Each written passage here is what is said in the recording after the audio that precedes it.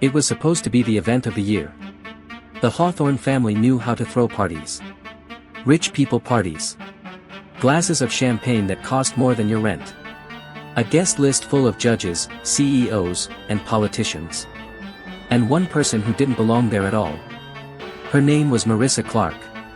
24. Working 2 jobs just to pay for night classes. Invited by accident, or so she thought. She was a last-minute +1 for her friend Tasha, a caterer for the Hawthornes. Marissa wasn't used to rooms where chandeliers cost more than houses. She kept her head down, avoided eye contact. But she noticed things. Small things other people ignored. The Hawthornes had money, old money. But they also had enemies. Their reputation was spotless in public. Behind closed doors. Whispers of lawsuits, threats, and payoffs. Marissa didn't care about any of that. Until she saw something she shouldn't have seen. 9:47 p.m. Music pounding. Guests dancing. And in the corner, near the back hallway. Mrs. Hawthorne, in a heated argument with a man Marissa didn't recognize. His face was flushed, hands shaking. "I told you this would come back to you," he hissed. Mrs. Hawthorne's smile didn't falter, but her eyes went cold. "Then you know what has to be done." Marissa tried to look away. But the man noticed her. His expression changed instantly. Like he'd just seen a problem that needed to disappear. She went to find Tasha. But Tasha was in the kitchen, drowning in trays of hors d'oeuvres. No time for drama. "Marissa, just stay out of the way, okay? These people eat girls like us for breakfast." 10:12 p.m. The lights flickered. Then went out completely for about 3 seconds. When they came back on, everything looked the same, except one thing. That man, the one arguing with Mrs. Hawthorne, was gone. The party went on. No one seemed to notice. Marissa kept scanning the crowd. Then she saw it. A trail of something dark on the marble floor. Tiny drops. Leading toward the library. She followed them. And there he was. On the floor. Face pale. Throat slit clean. Marissa's scream cut through the music. And just like that, the party stopped. Police arrived within 20 minutes. The Hawthornes put on their best performance. Shocked faces, trembling voices. Such a tragedy. Who could have done this? But Marissa saw the details. Mrs. Hawthorne's dress. Perfect from the front. But the right sleeve had faint red smears. Her diamond bracelet was missing. And no one, not a single person, mentioned the lights going out. The detectives barely spoke to her. She was just a guest. But Mrs. Hawthorne watched her the whole time. Like she knew Marissa had seen too much. The official statement. The man had been a business associate. Killed by an intruder who must have slipped in during the party. Case closed in 48 hours. Except Marissa knew it wasn't closed. And someone knew she knew. 2 days later, she came home to find her front door unlocked. Nothing missing, except the hard drive from her laptop. And a single diamond bracelet lying on her kitchen counter. The exact bracelet Mrs. Hawthorne had been wearing. That night, she got a call from an unknown number. A woman's voice. Smooth, calm, chilling. "Marissa, curiosity can be dangerous. For your sake, stop asking questions." She didn't sleep. Couldn't eat. Every shadow outside her window felt like it was watching her. But she couldn't let it go. She started digging. Found out the dead man was named Victor Greaves. Former Hawthorne accountant. Fired 6 months ago for embezzlement. Except, there was no police report. No court records. Just a sudden disappearance from every public database. She visited the library in town. Old newspapers, archived financial reports. And there it was. Victor had testified against the Hawthornes in a fraud investigation 3 years ago. The case vanished without explanation. So did 2 other witnesses. Marissa felt sick.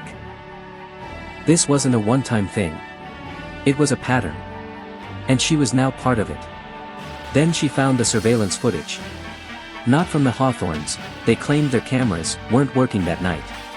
But from a gas station across the street. It showed the blackout. And in those 3 seconds of darkness, a figure dragging Victor into the library. The shape. The height. The jewelry. It was Mrs. Hawthorne. Marissa knew she couldn't go to the police. They were at the party. They drank the champagne. They smiled at the Hawthornes. She needed proof no one could erase. And a way to make the Hawthornes slip up in public. So she did something dangerous. She went to the next Hawthorne event. Uninvited. When Mrs. Hawthorne saw her, that icy smile returned. But there was something else in her eyes. Recognition. Fear. Marissa leaned in. Whispered just loud enough for her to hear. "I have the tape." Mrs. Hawthorne froze for a fraction of a second. Then her face softened back into that perfect mask. "Then you know, dear, you won't be leaving tonight." Marissa swallowed hard. "Is that a threat?" she said, her voice low but steady. Mrs. Hawthorne tilted her head. "No, dear. Just a reality." Then she walked away, leaving a trail of perfume and tension. Marissa exhaled. She hadn't realized she'd been holding her breath. Her heart was slamming in her chest. She scanned the room. 2 men in black suits near the bar. Not drinking. Not laughing. Watching her. She turned, weaving through the crowd. She needed to get to the exit. And then a hand clamped on her arm. "Ma'am, the hostess would like a word," he said, smiling like it was a polite request. His grip was iron. Marissa forced a smile back. "I think I've said enough." She tried to pull away but his fingers tightened. "She insists." He began steering her toward the back hallway. The man opened it and gestured inside. Marissa stepped in. The door shut behind her. It was the library. The same library where Victor Greaves had died. The smell of polished wood mixed with something metallic in the air. Mrs. Hawthorne was seated in a leather armchair by the fireplace. In her hand, a glass of red wine. She swirled it slowly. "You're very persistent, Marissa. Most people in your position disappear quietly." Marissa stayed standing. "I'm not most people." Mrs. Hawthorne's eyes glinted. "No. You're stubborn. And stubborn people are dangerous. Especially when they think they're clever." Marissa took a step forward. "I don't just think I'm clever. I have proof. And I can make sure everyone sees it." Mrs. Hawthorne laughed softly.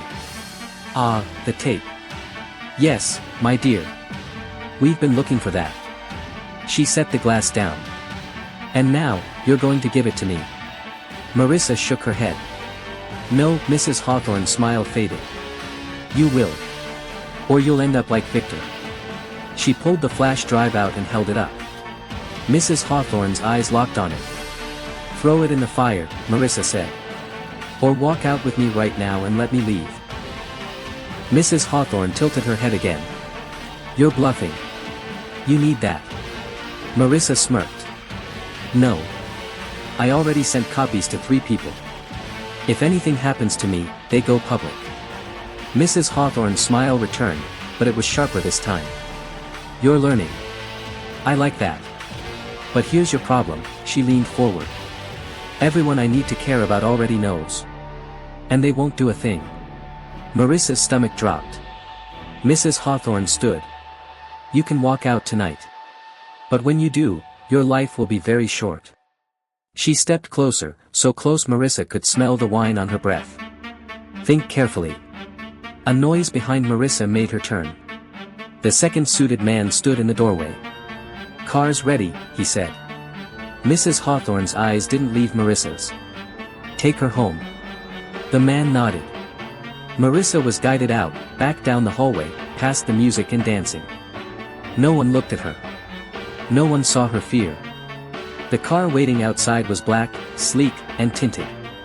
The man opened the rear door. Marissa slid in. The door shut. The car pulled away from the Hawthorne estate. She didn't speak. Neither did the driver. Her phone buzzed in her clutch. A text from an unknown number. Just one sentence. Check your door. Her stomach twisted. She looked out the window. They weren't driving toward her apartment. She sat up straighter. This isn't the way. The driver said nothing. She reached for the handle. Locked.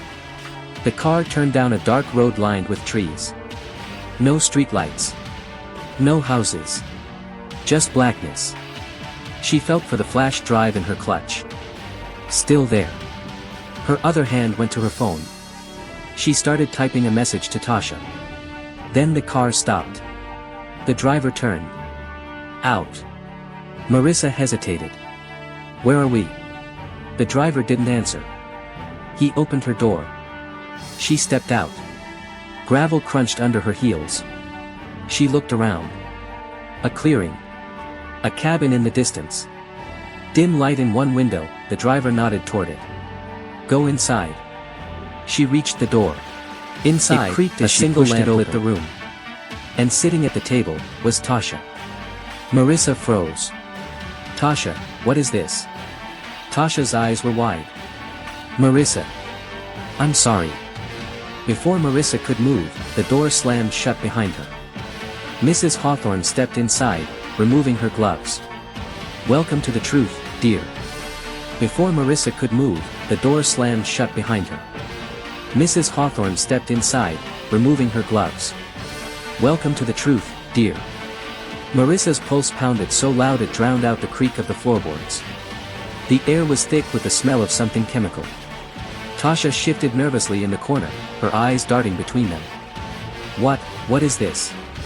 Marissa whispered, her voice trembling but steady enough to carry weight. Mrs. Hawthorne smiled like a predator. This is where lies come to rest. And where noisy little girls learn their place. Her words slithered in the air. Marissa scanned the room. No windows, just a single table stacked with folders, a flickering light bulb above, and in the far corner, a black duffel bag with something metallic glinting inside. She took a slow step back. You killed them. Mrs. Hawthorne's smile didn't fade. Accidents happen at parties, Marissa. Unfortunately, you seem to think otherwise. Tasha's hands twitched. We don't have to do this, she said quietly.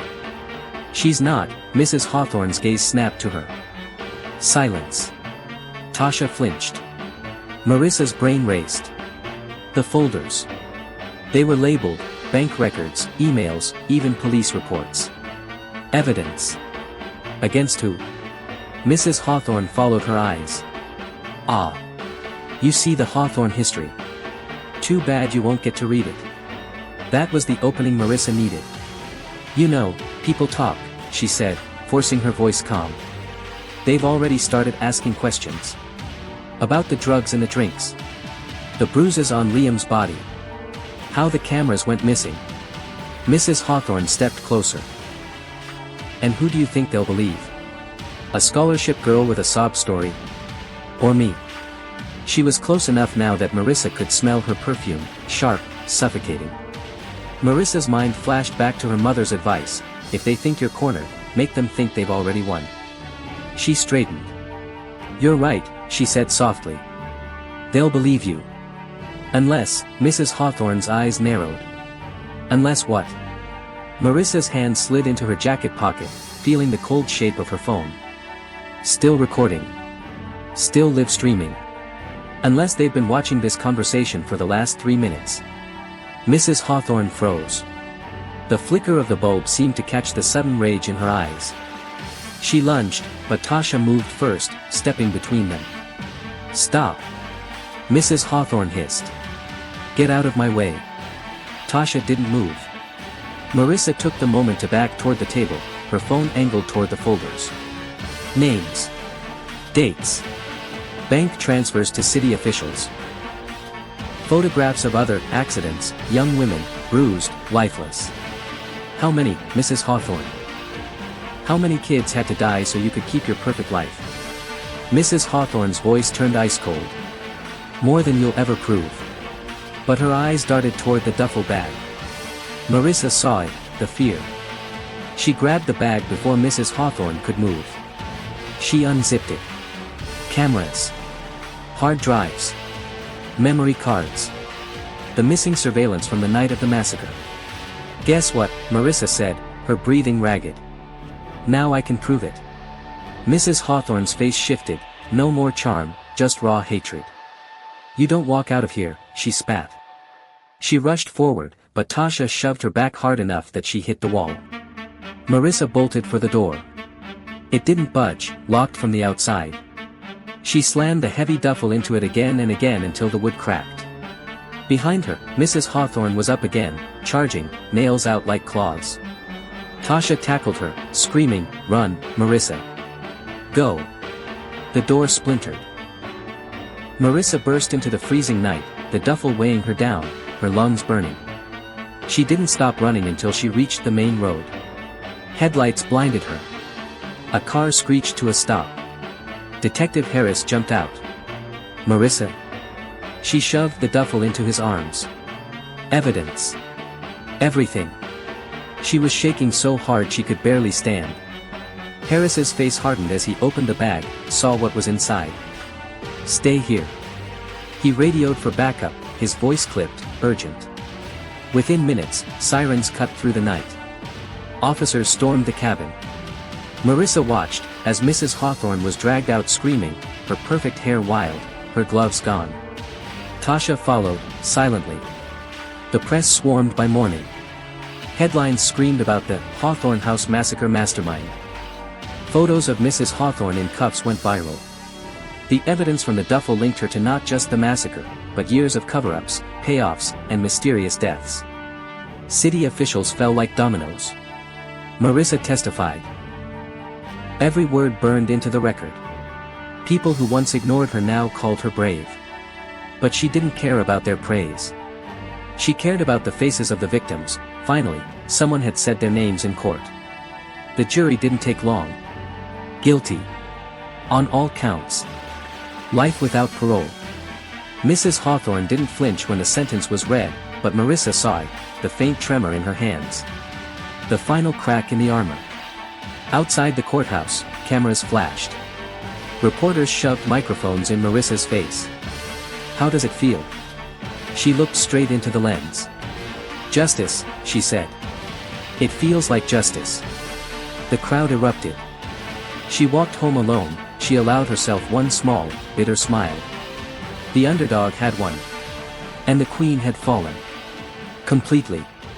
Irrevocably. Forever.